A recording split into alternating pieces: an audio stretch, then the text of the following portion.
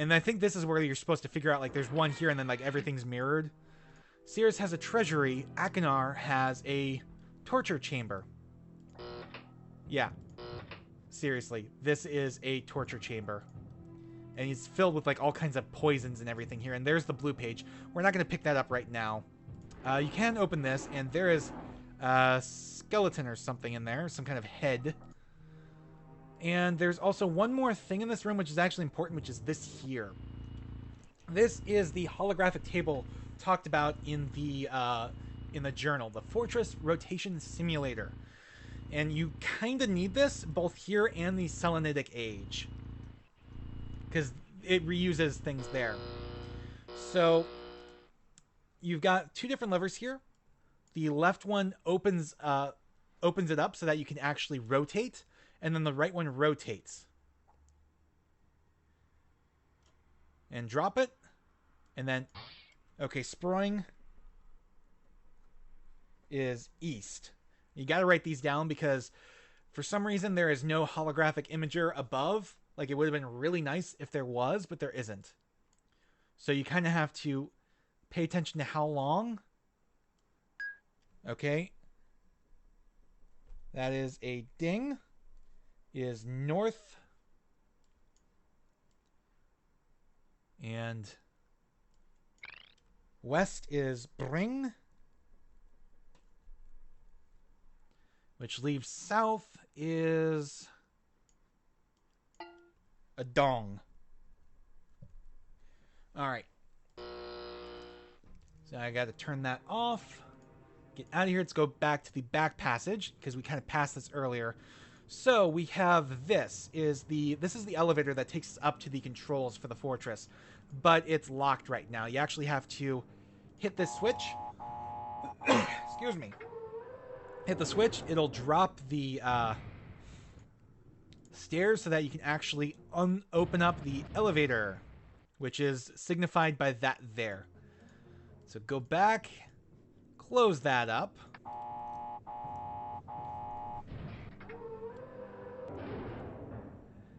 And in we go.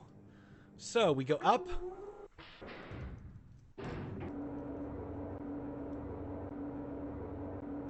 Now this is another one that can kind of trip people up a little bit.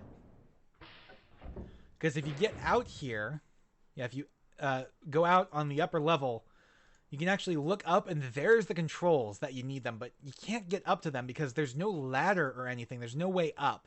You can't even move around here. You can just kind of turn around. What you actually have to do is hit the middle button here, and then while you wait, you exit the elevator, and eventually the countdown goes, and it drops the elevator to the middle position, which brings the controls in view, so you can actually access them now. All right, so unlock it, and okay. So that is the sproing, so that's the east, and then this button here is the center bit, or that brings the elevator back up so you can get out. Alright, so let's go see where we are. So there's two things to do whenever you rotate the fortress. The first is to go out the entrance to see if you are at an island where it has the portion of the code. And the second is to go to Cirrus's room for some Easter eggs in here.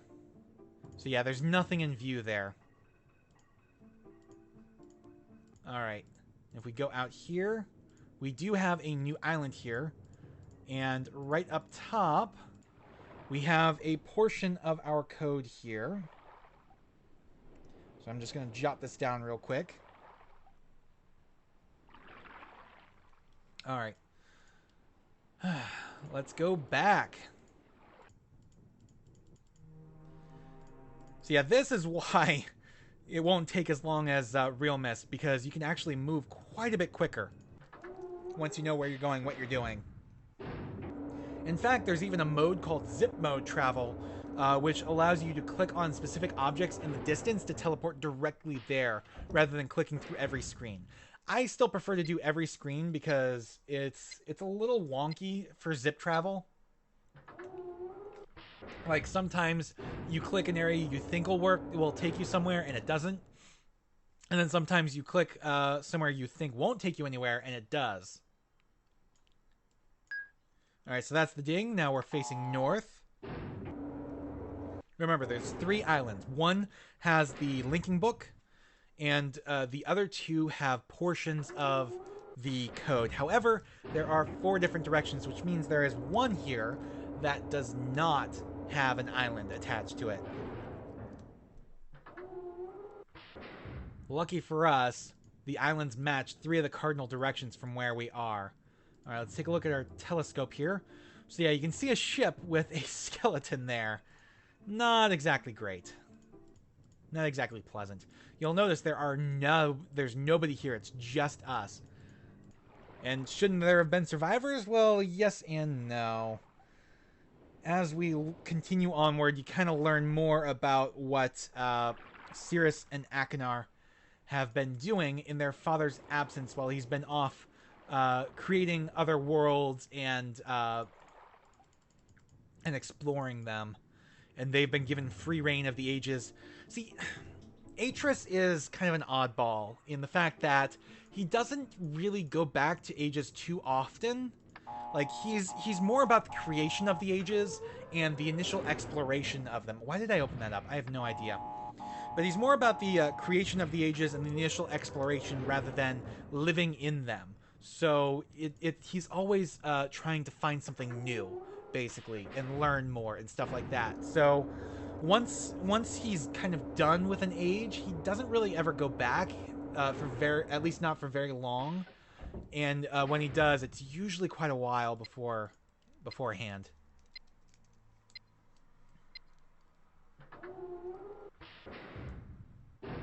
Alright, so now we gotta rotate back around to our starting position.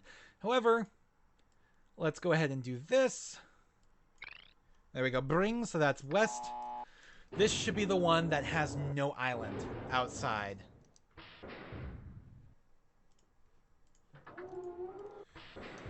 Alright.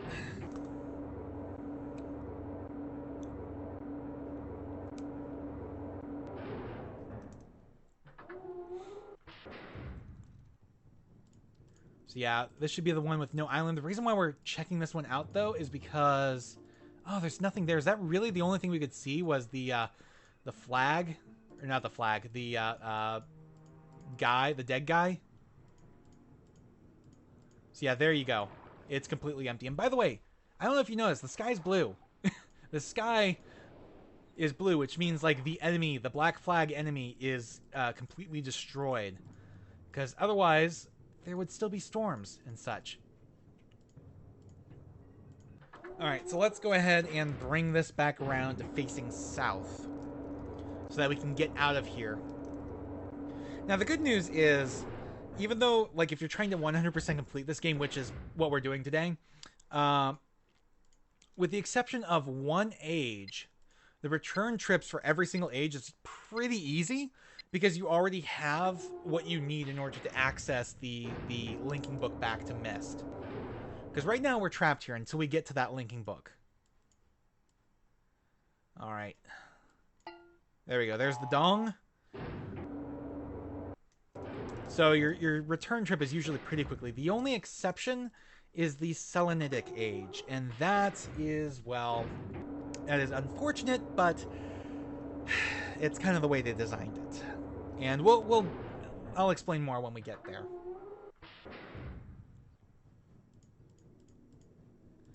Alright, let's go ahead and get out of here. Alright, so now we can put in our code. Not that one. There we go. Now I need that one. And then the moon. And that opens it up. And there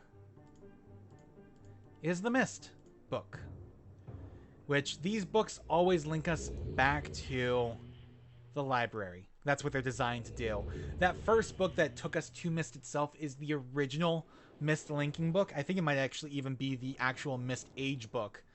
So that's why it dropped us on the dock. Alright, so we go ahead. Let's put the red page in here and see what Cirrus has to say.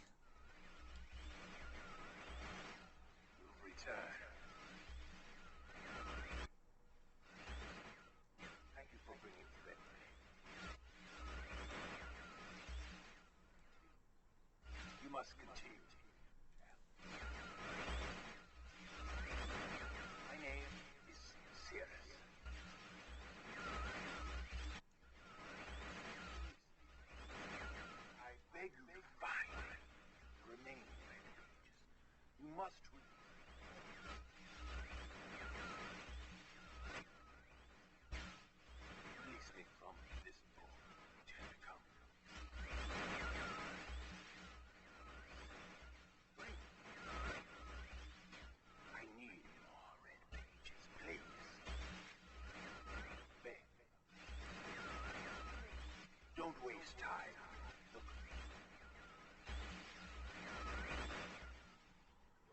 Don't.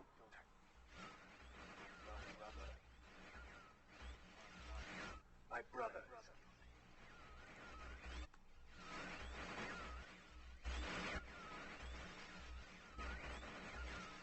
And I wrongfully imprisoned. Bring the red page to me.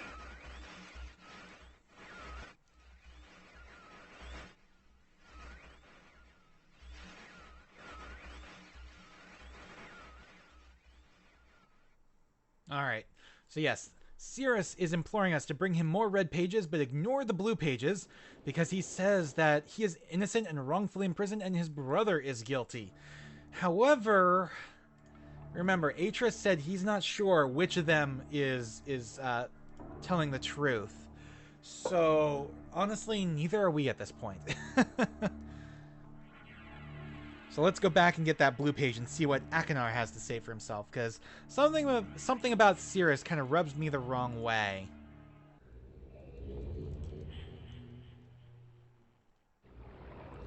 Alright, so we're right back here again. And let's go pick up that blue page. Come on. Oh, seriously? There we go. Alright, let's go this direction. Alright, give me the blue page. If I can actually get to it, thank you. Alright, let's get back out of here. Uh-oh.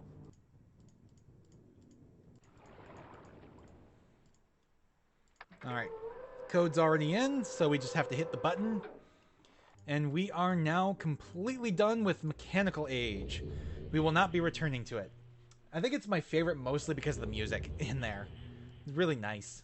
I don't know if you could hear it too much over me talking, but either way. Let's give the blue page in. You've returned. You wouldn't pretend. These pages rescue me. I'm Akinar. My brother, I beg you.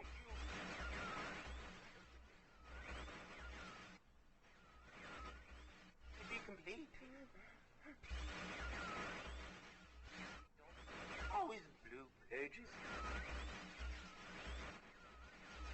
Listen to him. Now listen to my brother. He's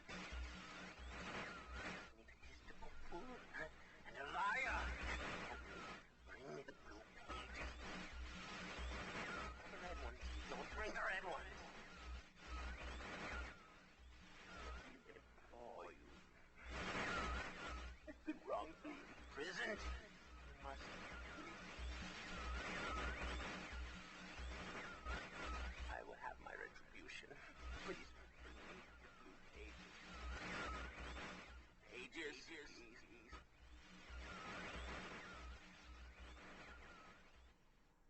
Alright, so yeah, that was Akinar saying pretty much the same thing as Cirrus. But we're done with the Mechanical Age, so now it is time for the Stoneship Age. So let us go and see what our clues are for this one.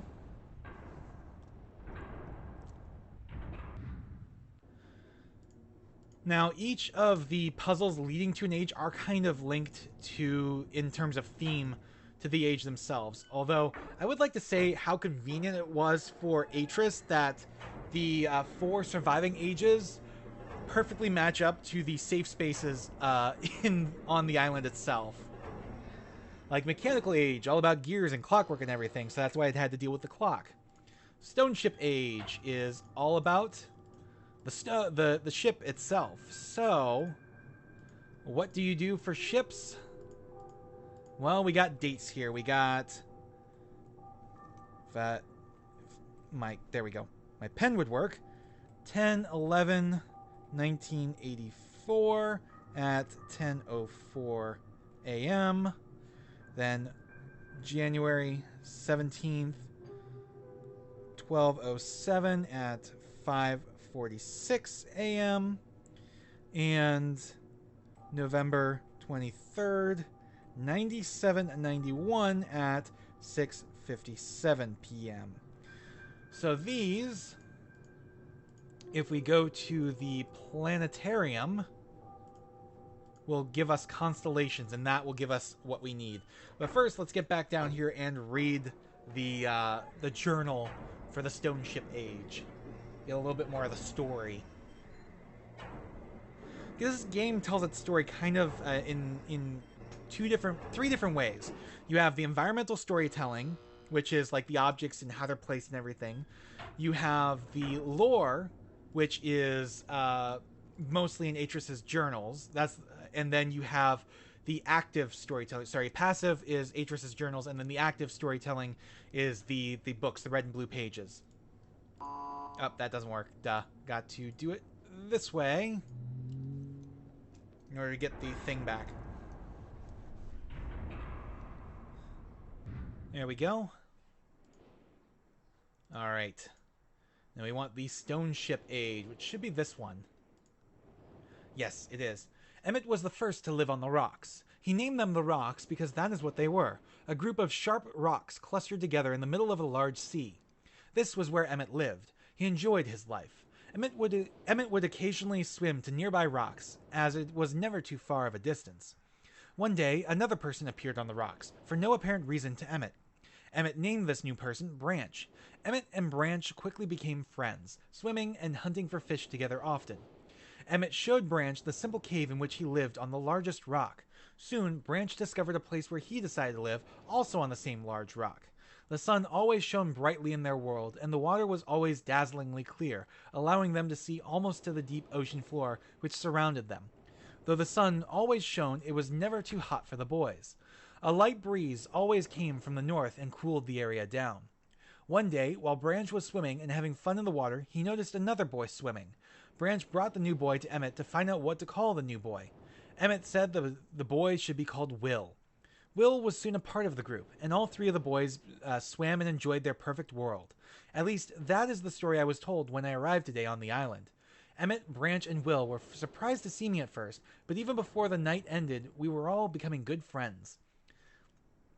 Today, the second day on this newly created age, a strange thing happened. It was not strange to me, but the three boys did not understand what was happening. While I was relaxing under a large tree on one of the smaller rock islands, it began to rain. It was a nice rain that lasted for about an hour in the morning. I explained to the boys that the rain was not harmful, and yet they obviously still feared it. Before going to sleep tonight, I told the boys I would leave the following day. I told them that while I was gone, I would make a surprising change in their world. They didn't understand, not that I expected them to. I still do not fully understand what happened today. I was experimenting with the art, testing the limits of the rules as dictated to me by Father. I attempted to create a boat by writing it into the world. I thought everything was planned correctly, yet somehow the boat had become gripped by the rock and broken in half.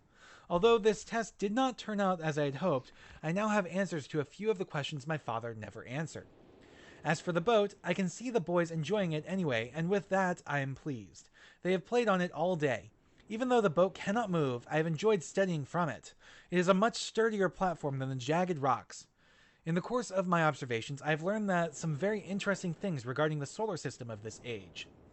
The nights are absolutely beautiful here. I have made note of and named a number of constellations that pass above me. Also during the night, I catch glimmers of light from the horizon which I have not been able to discover if it has created by some natural phenomenon or by additional people on far-off islands or rocks. I should very much like to discover which. I rather suspect it is additional people, which would explain the appearance of Branch and Will. So there we have an image of a submersible lamp. The rain today was slightly heavier than usual. Just when the boys were getting used to the light rains, a small storm arrived. They were frightened by the heavier rain, not to mention the thunder and lightning. If rain has never fallen here until recently, as the boys tell me, I would like to discover why it is falling now. Regardless, I have decided to return home for a short while.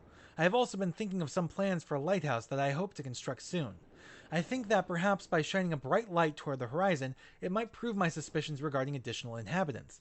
They would be curious about the light and travel to discover its answers to a few of the questions discover its source if they have the means. I return with many tools that I will need for construction of the lighthouse. I have decided that once the lighthouse is completed, I will leave for some time and let the world's own imagination have control. We have worked 3 weeks on the lighthouse now and are making great progress. The rock that we are building on seems to not be as secure as I would like. I have had to alter my plans slightly, but those alterations pose no real problem. The boys are quite strong and have been helping me immensely. I estimate construction will be done within 2 days. The lighthouse is finished, and we are all proud of our creation. The boys are amazed at the structure wrought from rock with their own hands. That evening, we powered up the generator, much to the boys' dread at first, and shined a great light to the horizon for many hours. I stayed the night in the top of the lighthouse, and in the morning awoke to observe the sunrise without my being coated with the chilly blanket of ocean dew I had become accustomed to. It was Will who first saw the girl. She was swimming not far from the boat where Will was getting ready to hunt for fish. Then Will noticed a man not far away from the girl. Emmett was very pleased to meet the additional neighbors. I feel pleased to leave this age. I have set in motion events that have nothing to do with writing or the art, that will have a more profound impact on this world than I could have ever written. I think of this age as a gift to myself that I will wrap up and open someday in the future, only to discover that it has changed so much that indeed it is a surprise. Besides, I have yet another new age that awaits me. It seems I'm going to need some way to travel underwater in this new age, and so much planning is in order. It has been 10 years since I left this age, which I have since called the Stoneship age. Upon returning, I cannot believe the changes that have taken place. The original 3 boys have grown into adults, and there are many new faces that I do not recognize. Branch told me that it has not rained for 7 years, and the cool breezes are back again. They are all very content, and have been serving me with new foods and showing me new materials they have discovered. It even seems they have found gold somewhere. I see it in many forms around the island. My lighthouse has been kept in perfect condition, and it looks as if they have tried their very best to keep it so. Yet I have noted that the entire rock it was built on has sunk approximately 40 or 50 centimeters. After a wonderful visit with my old friends, I wonder aloud with them what things will be like here in another 10 years. So if we go back, you can actually see a map here of the Stoneship age. You know, the broken ship, the lighthouse, and the water pump. And then the rest of this is just filled with constellations. Which, again, is another clue that you have to go to the planetarium here. Which you want to shut the door. Or, there we go, hit the lights. I guess you can't really shut the door in this version. You want to hit the lights and go in here. Alright, and now we want to set this to our 3 dates. Let's go October 11th, 1984. Let's see if we can't get close. Seriously, that's the closest I can get? Alright. Then we'll just go back here, 84, and then 10:04 a.m. So we want... Yeah, it's close enough. 10:04 a.m. Hit this, and it will show you the constellation. This is the leaf. I already know what it is. Based on, like, I don't have to jot down what that is. I know based on the shape of that, that's the leaf. So then we have 117. So January 17th, 12:07. Eh. 12:07 at 5:46. By the way, these are the constellations from Stoneship. 5:46. Alright, this one I can't quite remember what it is. I think it's the snake, but I'm not entirely sure. And then 11:23. So November 23rd, 9791. That gets us pretty damn close. 91 at 6:57 p.m. 57.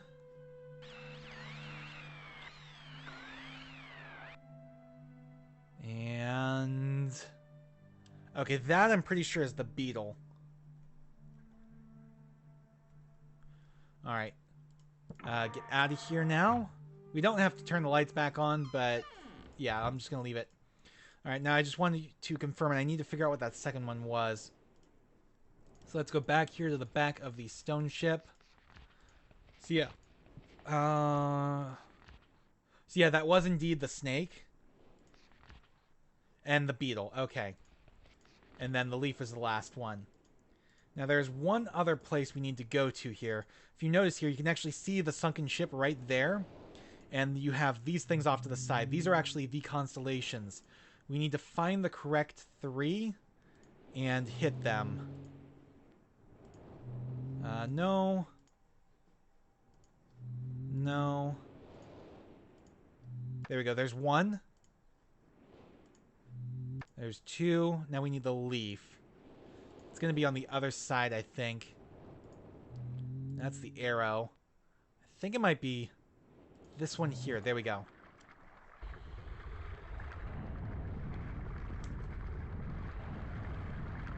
And then that, once all the sound's done, that is what's raising the ship.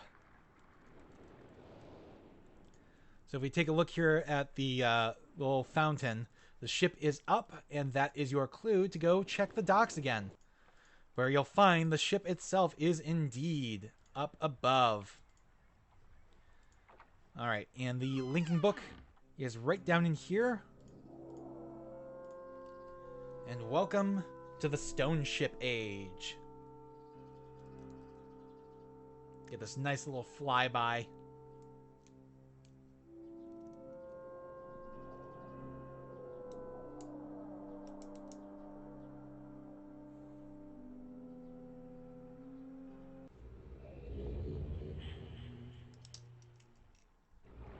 And there we go.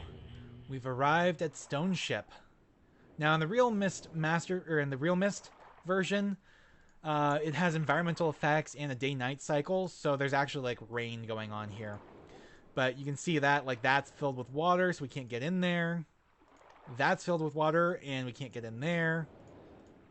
That is locked. There's a key down here, but you can't get it up there because it's chained. So what we actually need to go do is go across here. So that is filled up with water as well. And that's going to take us to the top. We don't want to do that quite yet. We want to go out here. So this is a water pump. And basically, which one did that open? I'm not sure. No. Okay, so that opened up here. That was the center does here. And this is like really, really dark. I remember as a kid, you kind of needed to turn up your brightness. But this is one of the bedrooms. This is actually Cirrus's bedroom. Akinar's bedroom is on the other side. So you can get a better sense of the man here as well. And kind of play with all of his stuff. Like that's a little interactive thing. That's not really a puzzle though. But you can see Cirrus is kind of into drugs as well. You know, he likes to shoot himself up. Let's go here. Let's check out these his dresser here. So we've got our red page. That's nothing. Some really fine fabrics. Silverware and so on. Some gold and silver and some jewels. And that is everything we need in here. So let's go back up. And let's try... I didn't mean to do that. I wanted to explore Akinar's room. Can we get in there? We should be able to.